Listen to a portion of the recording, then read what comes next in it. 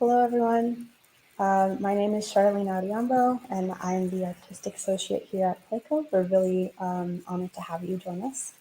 Welcome to the Out from the Shadows Black. Welcome to Out from the Shadows: Black Women in the Civil Rights Movement, a panel moderated by playwright and Professor Daima Mubashshir.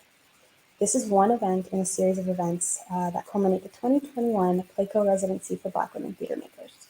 You can learn more about the residency on our website, which will be linked in the comments. I will now give a land acknowledgement, which is abbreviated, and the full land acknowledgement can be found on our website. The play company is based in New York City. Our office in Manhattan, as well as the rehearsal, performance, and other spaces where we work in New York City, are located on the Lenape-Hoking homeland of the Lenape people. Lenape-Hoking is the Lenape name for Lenape land, which spans western Connecticut to eastern Pennsylvania and the Hudson Valley to Delaware, with Manhattan at the center. We recognize that this land was forcibly taken and sovereignty was never ceded. We acknowledge the genocide and displacement of indigenous peoples. We also acknowledge the African people who were enslaved and whose labor built Manhattan during the colonial era and beyond.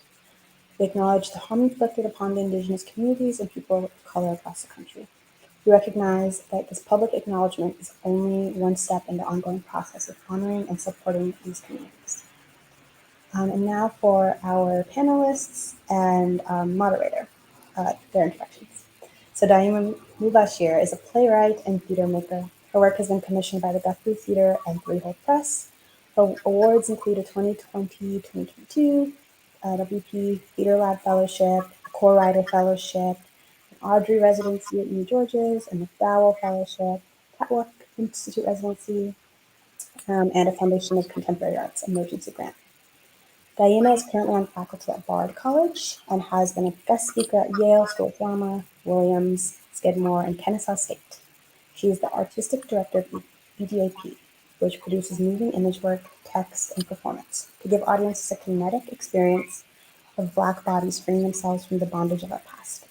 And for more information, you can visit Daima's website, daimamubashshir.com. Our first panelist is Dr. Joy James. Dr. Joy James is the Ebenezer Fitch Professor of the Humanities at Williams College. James is author of Shadowboxing, Representations of Black Feminist Politics, Transcending the Talented 10, Black Leaders and American Intellectuals, Resisting State Violence, Radicalism, Gender, and Race in U.S. Culture. Her edited books include Warfare in the American Homeland, The New Abolitionists, New Slave Narratives and Contemporary Prison Writings, Imprisoned Intellectuals, States of Confinement, The Black Feminist Reader, and The Angela Y. Davis Reader. James is completing a book on the prosecution of 20th century interracial rape cases, tentatively titled Memory, Shame, and Rage. She has contributed articles and book chapters to journals and anthologies addressing feminist and critical race theory, democracy, and social justice.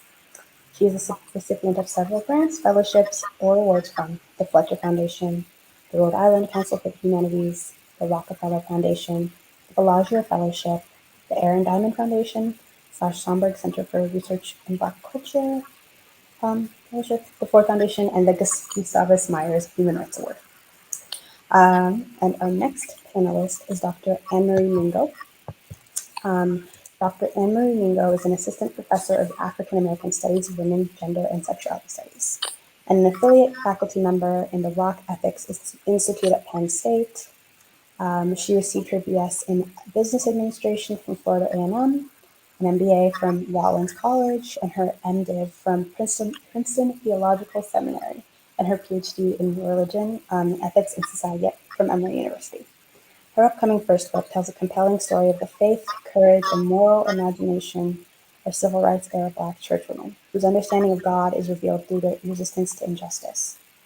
As a religious social ethicist, her research interests include women in 20th and 21st century Black freedom struggles, with a specific focus on the U.S. civil rights movement, South African anti-apartheid movement, and movement for Black lives, and theological and ethical influences in social movements. She also publishes in areas of Black church activism, peace and reconciliation, and the influence of Black music and media on social activism. And finally, I'd like to make a special shout out to Jordan Ely, who served as Daima's research assistant during the residency, and Sydney Mahoney, who served as Daima's dramaturg. We thank you both so much. All right, take it away, Daima. Hello. Oh my goodness. I first have to say this is an incredible honor to be sitting, even though it's virtual, in this circle, so we can have this discussion. The purpose of this gathering is to really to have a public conversation that will lay some dramaturgical groundwork for some deep revisions on a play that I wrote in about 2017-ish. It's called There's Something About a Clock Face.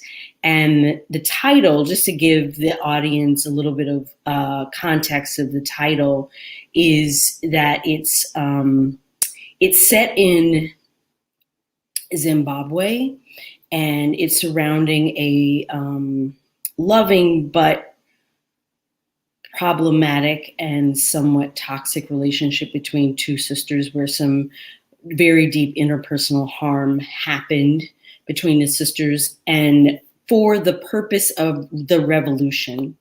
And the current focus, so there's clocks set everywhere, and they are set to a time where a tragic event happens. And that is a symbol and a metaphor for time's up on our silence on these harms that we create on each other in the service of something that may or may not be workable. And in light of the current Me Too movements, started long ago by Tarana Burke, has led to my interest in exploring past movements, especially on American soil, about gendered relationships with and the silence of Black women in civil rights movements, just our visibility in general. And I decided to do instead of having it, I did some soul searching. I'll just get honest. I did some soul searching, and I was like, why do I have this play in Zimbabwe? And after some really great questions from Playco staff, Caroline Doe, I realized it was like, I'm talking about myself. And I'm from Birmingham, Alabama, and I have a lot of family that's steeped in the civil rights movement. I'm like, why am I not talking about that? So here we are.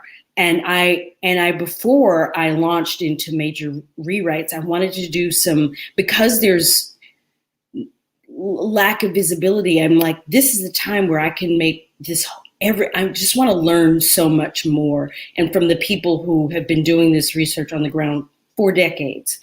So here, thank you for helping me, just being a part of this journey. So for this event, I'd love for us to focus on your scholarship, Dr. James, on Black feminist politics and social justice history, and Dr. Mingo, your focus on religious Black women in the civil rights movement. So first, I'd like just to have you talk each a little bit about your work, and then we'll go into some broader questions. Dr.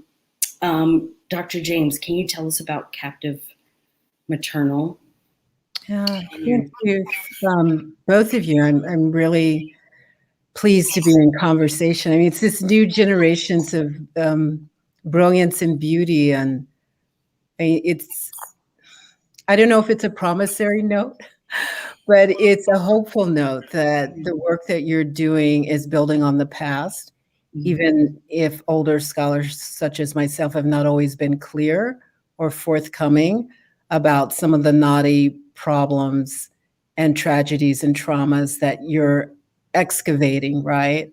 And, twice a day, the clock hits the right number and the right note. But then the rest of the day, I think often we wish we had political amnesia or political aphasia, right?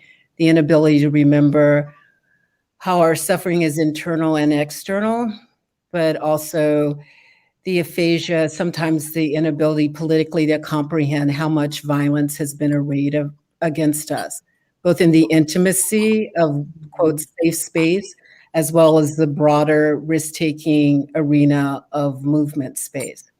So the Captive Maternal came out of this mixture of intimacy and public advocacy, right?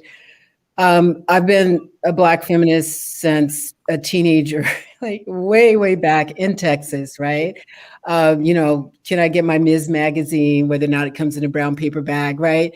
But it's um, it's this way through teenage years, through reading, through studying, through learning about our history, through being able to be graced by the imaginative life of the mind of Octavia Butler and the will, the daring, Toni Morrison. I could go on and on and on, right? But the captive maternal probably built on what was in my mind, but shaped what I saw happening in Harlem a number of years ago. As people struggle to take care of family, which you're talking about, these two sisters in Zimbabwe, or two sisters anywhere on the globe, right? Black sisters. But you have to take care of the kids. You have to make sure the elderly get the insulin. It's not just the physical needs, it's also the emotional needs, right? The psychological needs in zones of precarity and abandonment, where Blacks get the least amount, that trickles down from a pretty fetid waterfall. So what I saw was a hustle and a compromise. And I've said this before, that, you're willing to put your child or your elder in a more privileged or whitened space in terms of school or quote nursing home or care home, knowing that they're going to, be tracked by the indignities of anti-Black racism. Or you could keep them local with you if you don't have a lot of resources. But if you don't have a lot of resources, then the quality of the school, the quality of the senior home, right? It's always like frayed and faltering. So this is how I see the captive maternal, because I don't want to eat up all the time. It's a movement through stages. The first stage is of compromise. Like Sally Hemings, you're 14, Thomas Jefferson is 44. Technically, you're the first Black FLOTUS, you're First Lady of the United States, right? But it's never going to be recognized. So you're captive and you're raped as a child. Some people say it's a love story. I don't read it that right? And you leave a legacy, but we don't want to grapple with all of it. So the 21st century version of it is that we're compromised by the positions we're forced to occupy when we don't control the wealth, and we don't control the politics, and we don't control the violence. So compromise is the standard for the first stage. But then after a while, you see, despite compromising, giving in, like doing various forms of domestic labor, right? Having violations continuously, from start to finish, like 24-hour, not just twice a day, right? You can move to the protest stage. And from the protest stage, right, you can move to the movement stage. From the movement stage, you can move to the rebellion, the marronage. And if I think of Mamie Till Mobley, the mother who loses the 14-year-old child and who moves, right, in keeping him alive in Chicago, sending him to the South Mississippi for relatives. Like, we're going to compromise. This is what Jim Crow is like. You lower your eyes, say, yes, sir, no, sir, yes, ma'am, no, ma'am. It doesn't save your child. It doesn't save your elder. And so with that loss, that tragic, violent loss, she moves from the compromise to the militant. An open casket funeral of a mutilated child is a revolutionary act, right? From compromise to protest to movement to marronage to full rebellion.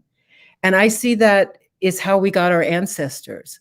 They always loved more than they could protect. And because of the losses, they became mobilized and mutated into something else. And it's that last stage of the captive maternal, right? The stage of loving revolutionary struggle in the midst of rebellion, which could be pacifist or non-pacifist. That is the specter that I look at now. And I also just hear Octavia Butler whispering to me while I'm like, oh, did you write this decades ago, right? But I'll stop there. Thank you. And Dr. Minio, can you talk about your you study extensively about religious women in the civil rights movement. Can you talk about that? Sure. And I also want to just thank you and Playco for this opportunity to come together in this way. And Dr. James, it's certainly an honor to be able to join in this panel with you.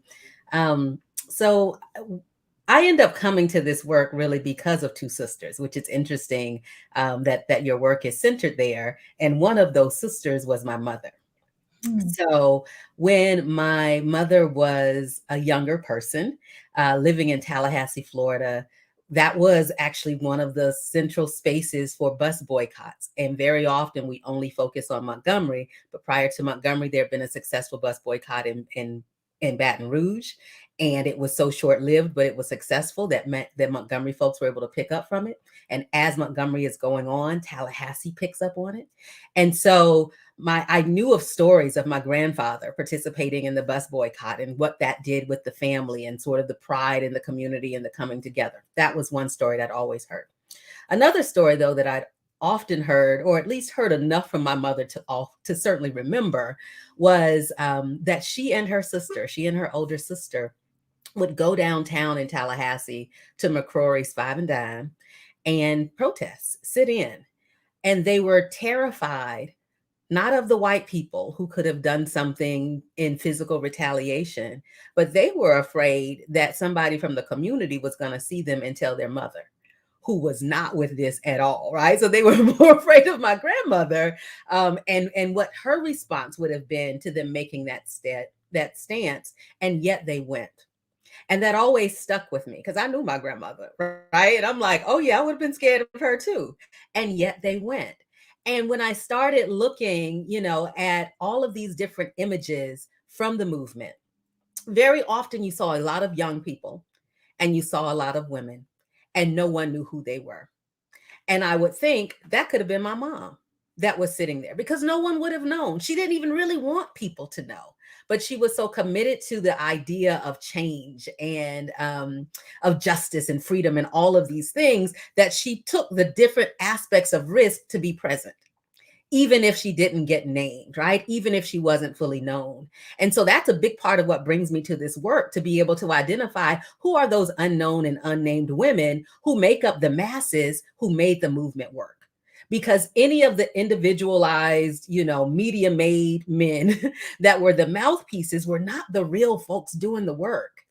And I really wanted to know who they were. So that's a big part of what ends up bringing me to this. And as I started doing some initial research, I met another woman who I call Nana Rosa. She's now deceased, but she was in her 80s when I first met her.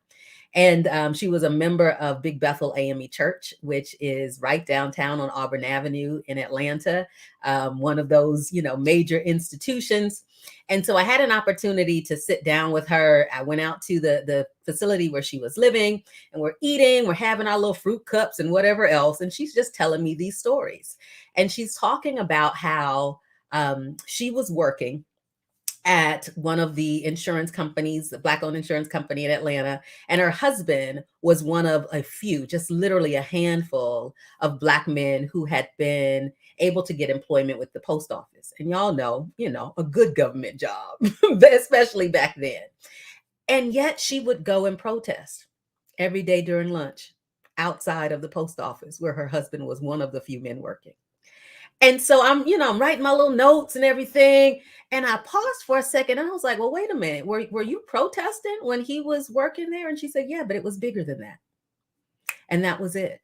That there were these women that people didn't know, that people would never go and seek out necessarily, but it was because of their choices to think of something that was bigger than themselves, bigger than their individual families, bigger than whatever could take place, that they were willing to put their lives on the line for. And so those were the women that I started paying attention to, especially those that were not, that did not have sort of the cover, the financial cover of working for the movement officially. So they were not on the SNCC payroll or the SCLC payroll or CORE's payroll or the NAACP. They weren't on any of those. And yet their bodies were there and they were present. And a big part of what I started learning is that when we think about those mass meetings that were happening, it was the music that kept them together, right? And the music was the music of the church. It was the messages within that music that often was led by women in the congregations. Right? They were the ones that would, in that moment, change up the lyrics of the song and say something that spoke to the moment that they were in right then, that gave that group that had come on that Monday evening enough encouragement to keep showing up, to keep risking losing their job, right? Losing their house in case the mortgage got called immediately, not having, and that gave them enough to keep going. And so what I started really spreading out and thinking through is, how is it that this understanding of who God is in their life, this liberative God, not one that's on the side of these other folks, but the God that's right there with them, gives them enough to take whatever it is necessary, whatever actions, whatever steps, whatever commitments necessary to say, this is bigger than me, it's bigger than that, I'm going to come and stand. So that's a big part of what brings me to the work. My mom, her sister, trying to find other women like her, looking, and you've asked us some things around visibility. And looking at the fact that actually, if we pull images, right? I've got books full of images from the civil rights movement. They are visible, but they're still not seen. Because they're visibly there. They are in those pictures. They are at the marches. They are sitting on the front pew. They are doing the kneel-ins. They are doing the walking during the bus boycotts, etc. They are actually visible, but they're still not seen, because that's different. There are things in my space right now that are visible that I can look right by. And that's often what was happening. And so trying to get to a space where we can actually see them, know them, understand their story, and draw wisdom and encouragement and a different aspect of courage from their lived experiences that we can apply to our lives today. So I'll stop there because I'm looking at our time. What you just laid on us is about we can see them, they're there, but they are unnamed. And I'm wondering, am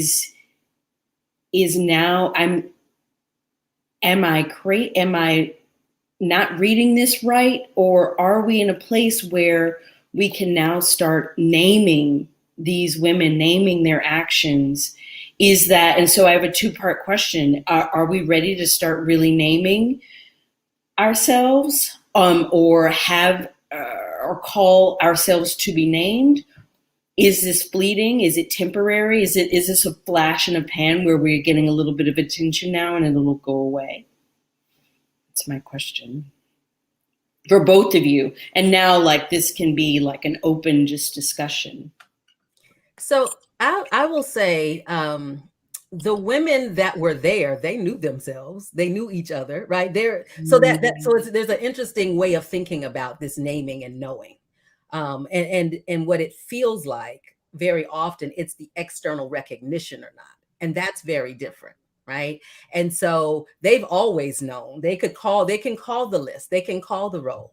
Other people were not seeing them in the sense that they wanted to know their names and wanted to know their stories and wanted to lift and elevate that up. Those are two different things. And many of the women who I've done this research with, so I've done, so many oral histories, it's just a lot of information.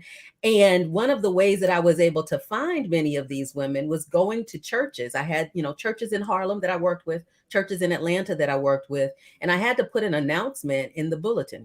Church folks, we had to put an announcement in the bulletin. I would have the pastor have the announcement read and have me stand up so that people could visually see me and know who to come to say, hey, I participated, because the pastors didn't know. A lot of the other church folks didn't necessarily know, because the women weren't going out seeking recognition. They were doing the work, but they appreciate the recognition. They appreciate us knowing the story. So it's an interesting sort of balance to try to think through what was happening historically and also what's happening now. In this current moment, they really definitely are saying somebody needs to know this story.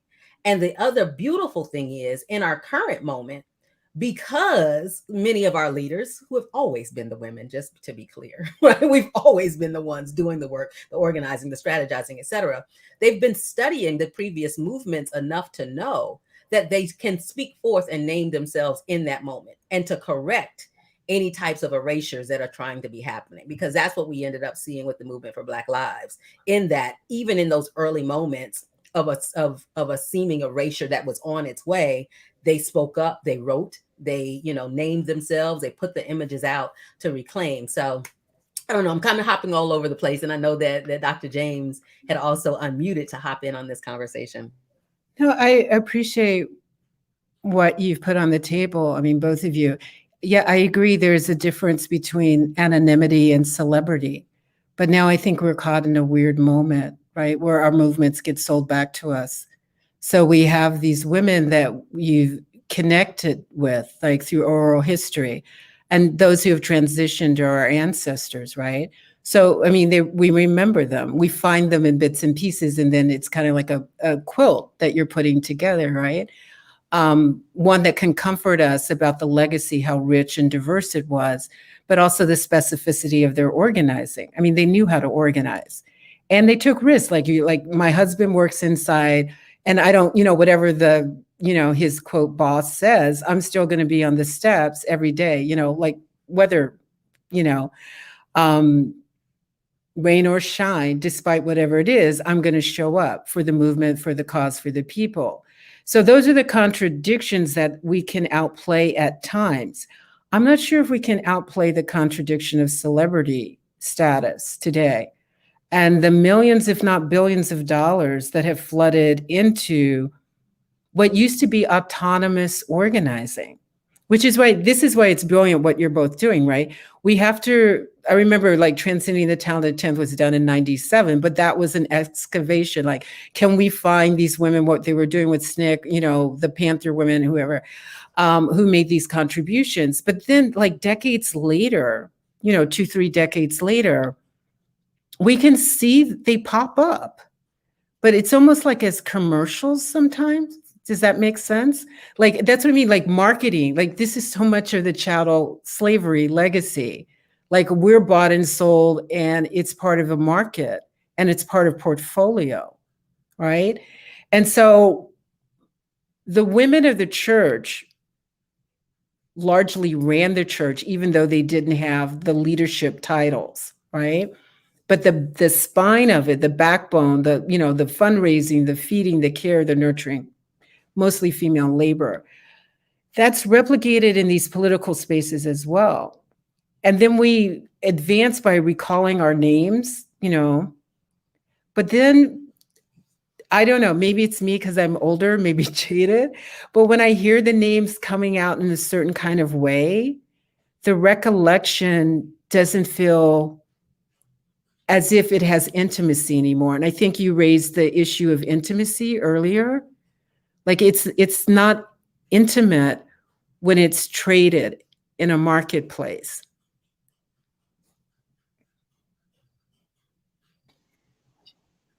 So shifting from what you just both laid out and shifting into now that we're in this moment where our work has a certain value for the moment, is there more underneath our work? I think I'm shifting towards back to, is it now safe to name and call out and discuss and heal from the violence between each other as we're trying to move forward? Is that okay to name? Is that okay to start to speak out?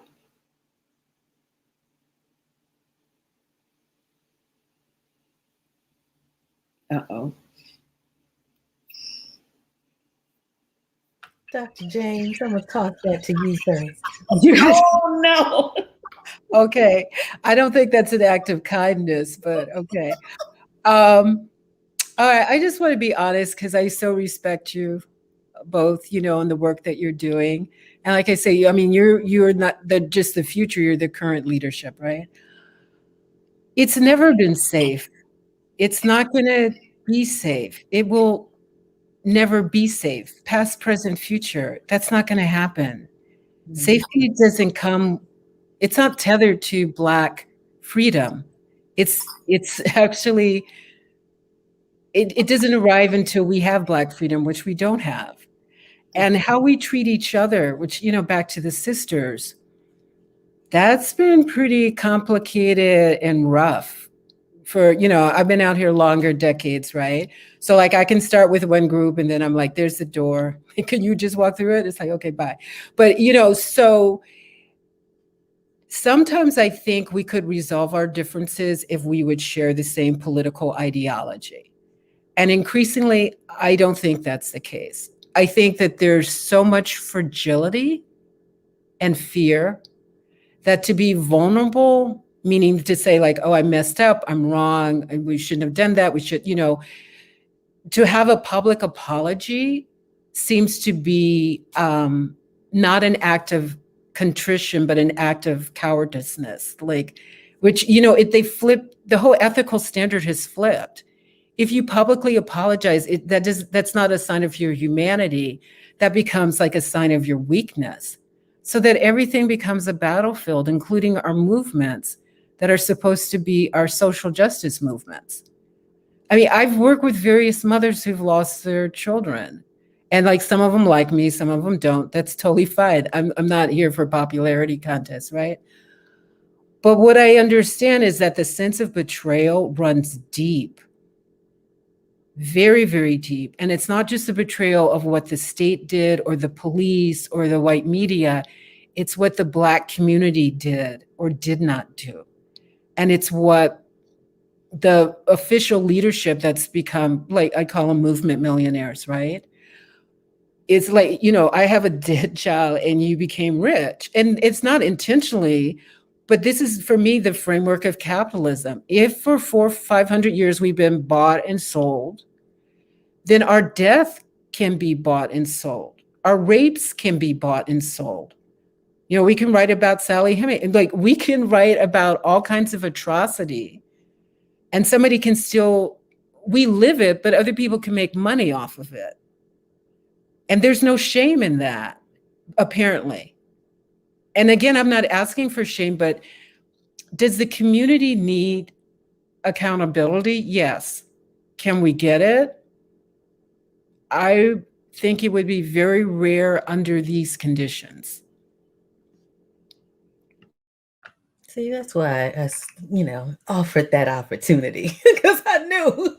But I agree that safety is. I don't know that that's going to be our thing, especially in a public in a public that has shifted and changed in the way that it has. I'm not quite sure how it's possible. But I also, from the activists that I work alongside or have studied that are in this current movement for Black Lives era, as well as some of the ones in the previous time periods, they were well aware of that. Well aware that internally within movements, there was going to be a challenge around safety, as well as externally. That was known, right? From a physical standpoint, from an emotional standpoint, those things were known, and decisions and choices were still made for the larger project. The thing that has been helpful, and I think about even during the civil rights movement era, one of my mentors who's still with us, thank the Lord, Gwendolyn Zahara Simmons, who was one of the only, or one of very few project leaders that were women within the, sort of the 1964 Freedom Summer in Mississippi. And she became known for her stance that there would not be any forms of sexual assault for the people that were part of her project in Laurel, Mississippi. So this is in 1964 that we were dealing with these intra, all of these other types of challenges to our safety, in addition to what was happening externally, in addition to some of these other things. And so she was looked differently upon as a result of that stance, but it was necessary. And I only mention it because this is a long-standing thing that's happened from movement to movement. And safety can look different. The need for safety can look different, but I don't know that it is a finite thing that we get a chance to reach, because all of these movements have people in them. And at the end of the day, we're going to have some challenges because we've got people who are going to people. And until we can get to a space where we've done enough of the other work internally within the people as individuals, as well as the community, we don't have that. We don't have it. I do think it's important to name the need for it, though. So I wouldn't say that we just kind of wash our hands and say, oh, we don't have it and we won't get it. It's always necessary to name the need and to call things out and to put systems in place and all of that. But the reality in our current lived experience is that we don't have it, and it probably will be a while before we get there. until we get to freedom, because it's a constant struggle, right? An ongoing thing that we're dealing with. I totally agree. I mean, just to echo it, we have the right to not be violated, but that's not the norm, right? I mean, it's the aberration. So, I mean, if it isn't inside the family or inside the church, and we could talk about sexual violence inside the church, right? Just add synagogues, mosques, and keep rolling. Inside the schools, right? After school programs, I mean, on and on. We don't control the structures, meaning the we who what I'm calling the captive maternals, and I put y'all in it, whether you can like leave it whenever you want, but I see you as, caretakers, intellectuals pushing for it, right? Again, I thought that if we could agree on ideology, like a critique of capitalism, critique of imperialism, like I don't want to see people on horses using their reins as whips against Haitians. Like, can we stop already? It's not the 19th century. But no, the machinery keeps rolling. So we have the right to care, to therapy, to beauty. But it seems increasingly to me, our frameworks or the terrain often looks like a war zone. So what does care look like when you're always under siege? Like the notion of the care is like, we're safe now, then we can relax and I can focus on the therapy and meditate. It's like, no, if somebody's banging at your door trying to climb through the window, you're also hyper vigilant. I mean, if epigenetics is real, we've mutated.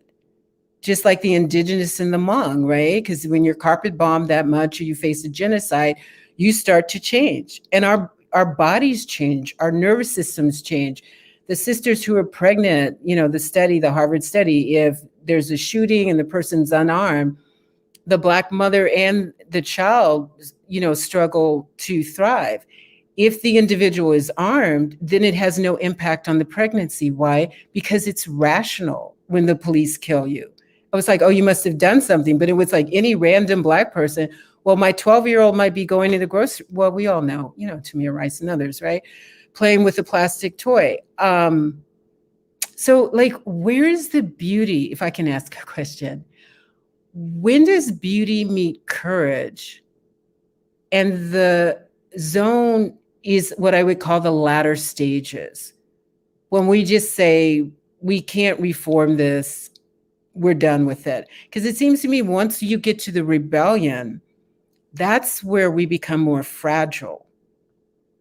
Because we don't have the pretense of following the rules anymore, because we acknowledge they betray us consistently, And so we're going to like march, we're going to protest, we're going to do X, Y, Z, but without being corralled, right? It feels like our vulnerabilities radiate so intensely that we don't even trust ourselves to rebel. Does that make sense?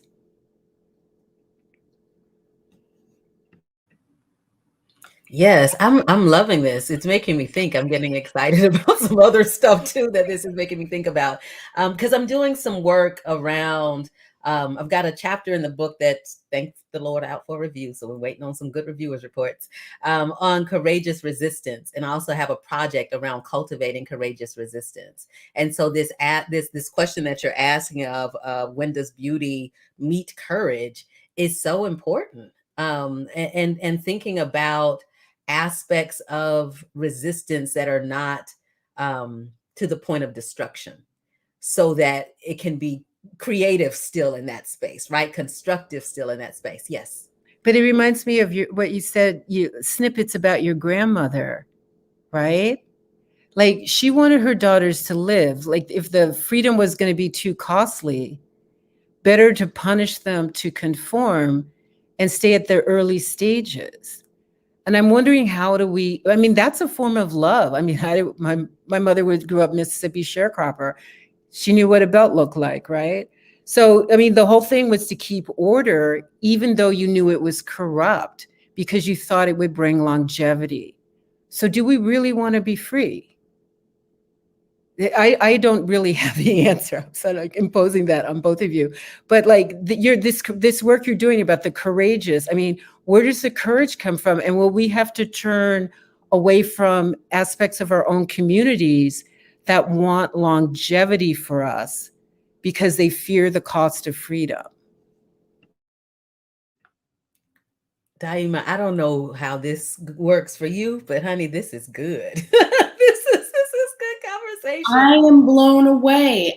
This is the very question that I've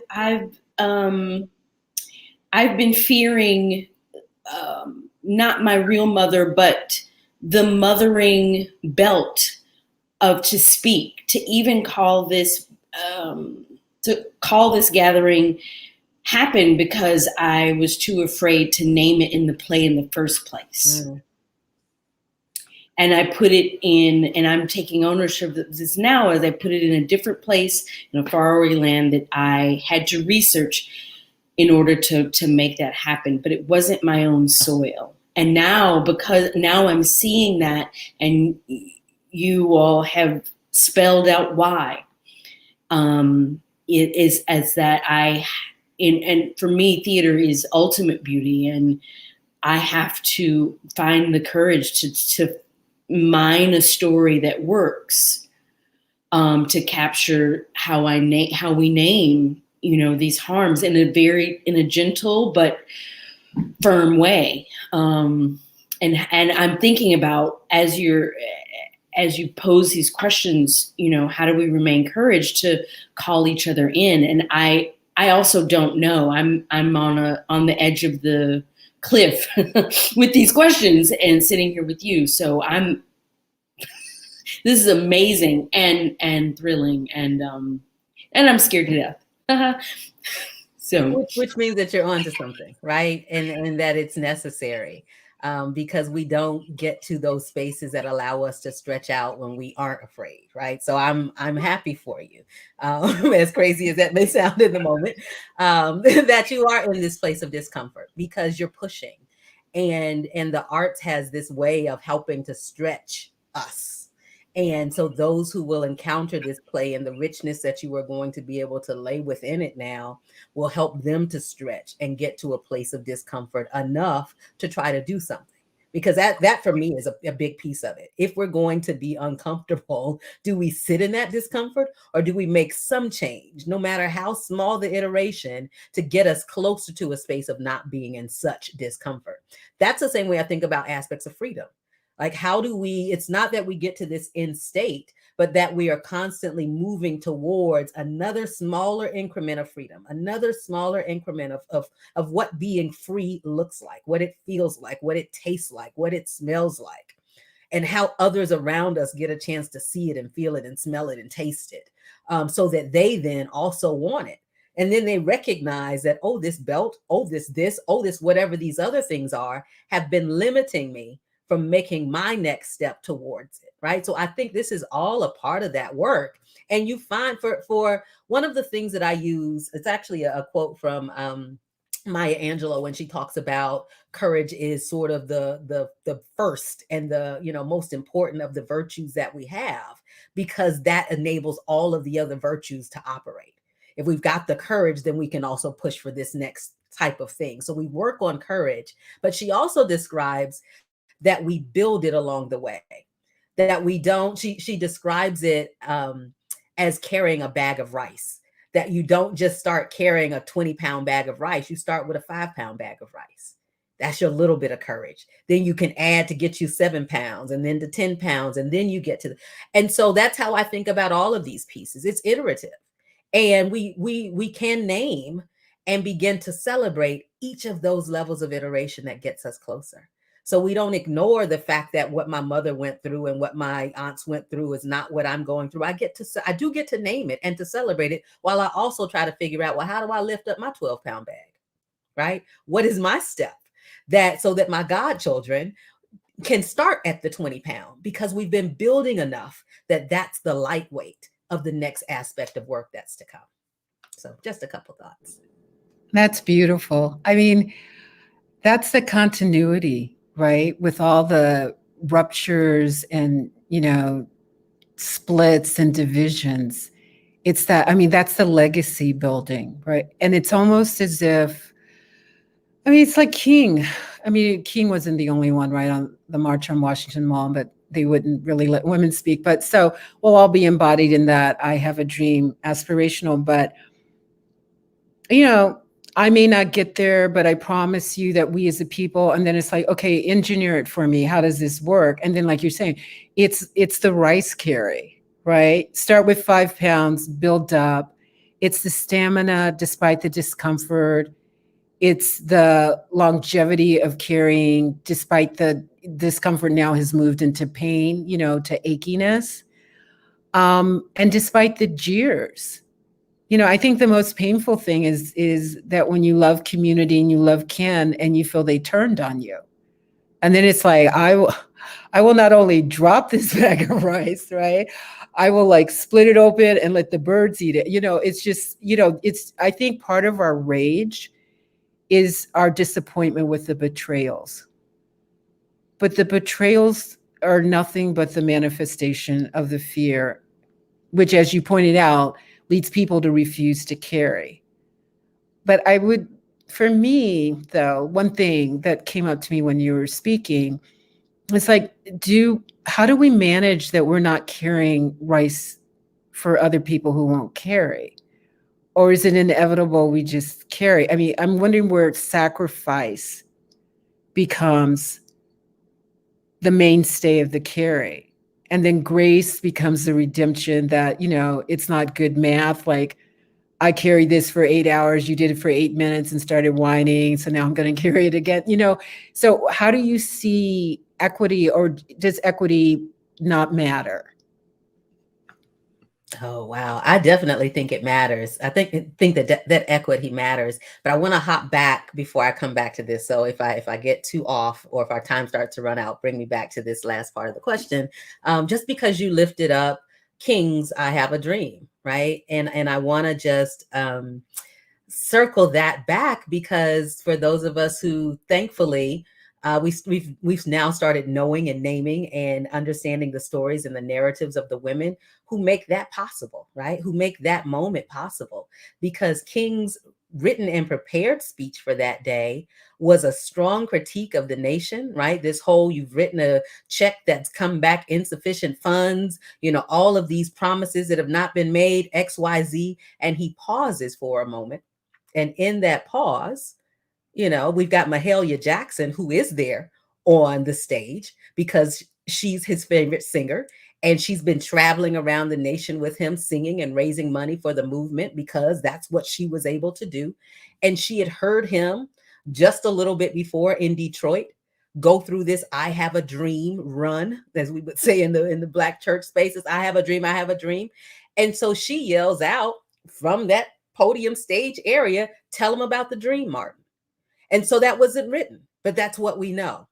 But he knows about the dream because of Prathia Hall, where he heard her praying that prayer, that I have a dream that, I have a dream that, I have a dream that, in Albany, Georgia, a few months before that.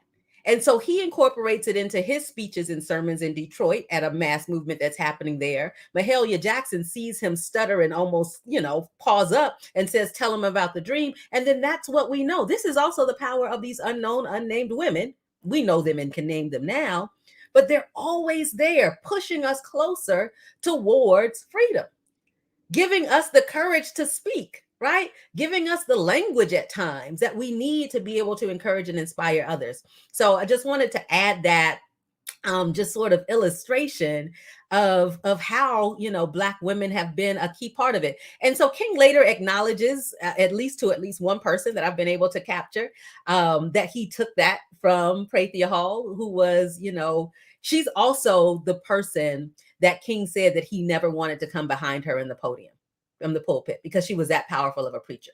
Out of Philadelphia, daughter of a Baptist preacher, she was powerful and was doing all of that work in the South. And so those are the aspects of the narratives that we also need to know, and recognizing how all of this is working.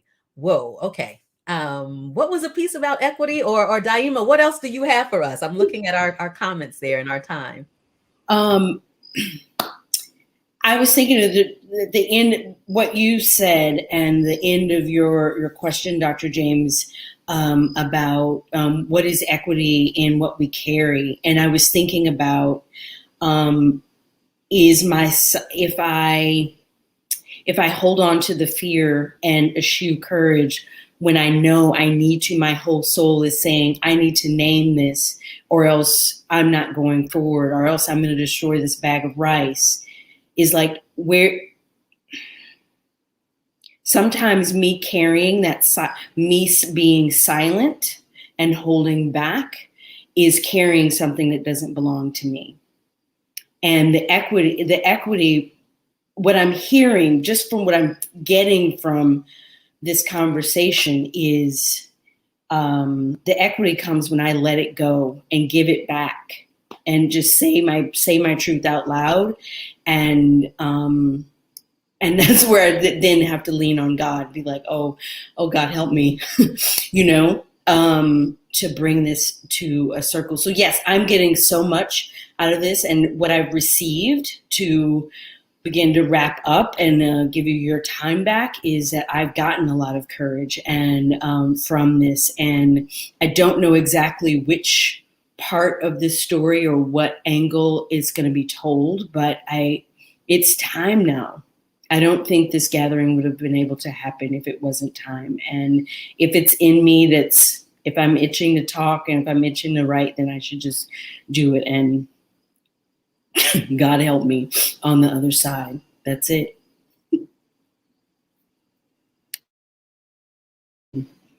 Yeah. So I want to thank you both for joining on this call and in this initial part of dramaturgical research for There's Something About a Clock Face. I'm so grateful for your time.